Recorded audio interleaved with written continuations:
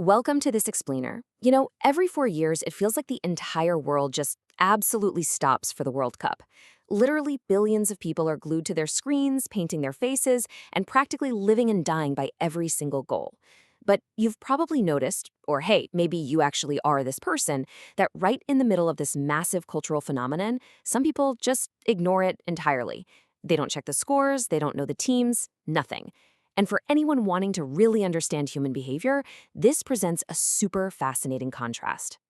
Okay, let's dive into this. Why do some people simply not care? In this explainer, we're going to uncover the hidden psychological reasons behind ignoring massive sporting events. Because it's really not just a matter of taste, right? It's rooted deeply in how different human brains actually process social cues, rewards, and emotional investments. So, society tends to make a pretty quick assumption. If you don't care about the World Cup when literally everyone else does, well, you must be boring, or maybe even a bit antisocial. But the psychological reality is totally different. A lack of interest absolutely isn't a deficit. It's simply a totally normal reallocation of emotional resources. These folks aren't missing a chip in their brain. They just have completely different emotional investments. And understanding what those are tells us a whole lot about human nature. Theme 1. Identity and the herd. To really understand the non-fan, we actually have to take a look at the fan first, and it all comes down to group identity. That's the powerful sense of belonging and the sheer emotional excitement that we humans naturally experience from supporting a country, a team, or a community.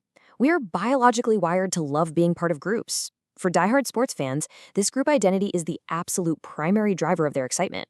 When their team scores, their brain makes them feel like they just scored. But here's the thing. Without that strong group identification, that emotional excitement simply isn't there. For some individuals, their brains just don't rely on tribal or national group identification to feel fulfilled. They don't tether their personal emotions to a collective group of athletes representing a specific geographic location. And because that psychological link is missing, the baseline excitement you see in roaring, cheering fans is just completely absent. Theme 2. Motivation and social momentum. Think about it. Sports are inherently about competition, right? Winning and losing. And a lot of people are deeply thrilled by that friction. But a whole lot of non-fans are psychologically wired to value and enjoy cooperation way more than competition. So while a fan gets heavily emotionally invested in the aggressive outcome of a match, a non-fan kind of just sees a bunch of people running around on a field. The friction of competition just doesn't spark their internal engine. And this brilliantly illustrates another absolutely key psychological point. For non-fans, decisions are based on their own personal interest rather than group enthusiasm. Major events like the World Cup become these massive social experiences.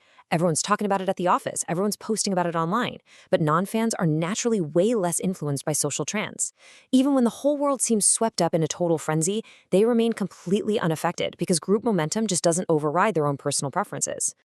Moving on to active involvement over observation. Let's move to and see how this builds. There is a massive psychological difference between passively watching athletes compete on a television screen and actively playing a sport yourself, learning a new skill, or working on a personal goal. The non-fan heavily prefers the latter. They have a strong psychological bias toward direct, personal participation rather than passive consumption. The research really boils it down perfectly. Active involvement actually feels more rewarding to them than observation. It's not that non-fans hate sports or physical challenges. Actually, scratch that, many of them are highly active themselves. But their brains reward them for doing, not for watching someone else do it. They would much rather spend 2 hours sweating at the gym, practicing a hobby, or building something with their own hands, rather than sitting on a couch observing strangers. Which brings us to theme 3, the energy economy. Now, what's really interesting about this idea is how the brain actually focuses. Our attention is totally finite. Think of it like a giant attention pie. Because attention is strictly limited, people naturally devote their energy to topics that personally fascinate them. For the non-fan, slices of psychology, business, tech, music, or art might take up 100% of their mental pie.